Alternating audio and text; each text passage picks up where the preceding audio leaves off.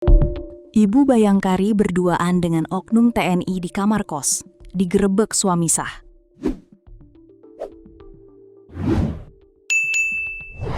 Suasana di satu indekos di Kelurahan Anduonohu, Kecamatan Poasia, Kota Kendari, mendadak ramai pada Jumat, 17 April 2026 siang. Warga sekitar yang biasanya menjalani aktivitas seperti biasa, tiba-tiba berkumpul di depan satu di antara kamar kos. Perhatian mereka tertuju pada insiden penggerebekan yang dilakukan di dalam kamar tersebut. Peristiwa itu dipicu oleh seorang pria yang memergoki istrinya berada di dalam kamar bersama pria lain. Tak butuh waktu lama, kabar kejadian itu langsung menyebar dan menarik perhatian banyak orang di sekitar lokasi. Berdasarkan informasi, penggerebekan tersebut dilakukan seorang suami yang merupakan anggota polisi terhadap Ibu Bayangkari, yang tak lain istri sahnya.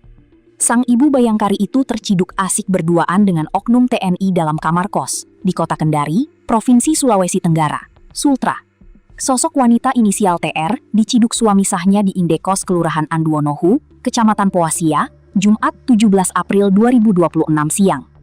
Pantauan tribunnewsultra.com, Ibu Bayangkari TR dan oknum TNI inisial Pratu WI tak berkutik saat digerebek.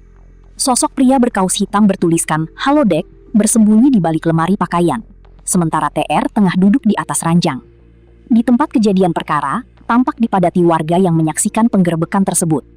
Personel Polsek Poasia, Polresta Kendari, hingga Brimob Polda Sultra telah berada di lokasi untuk mengamankan situasi.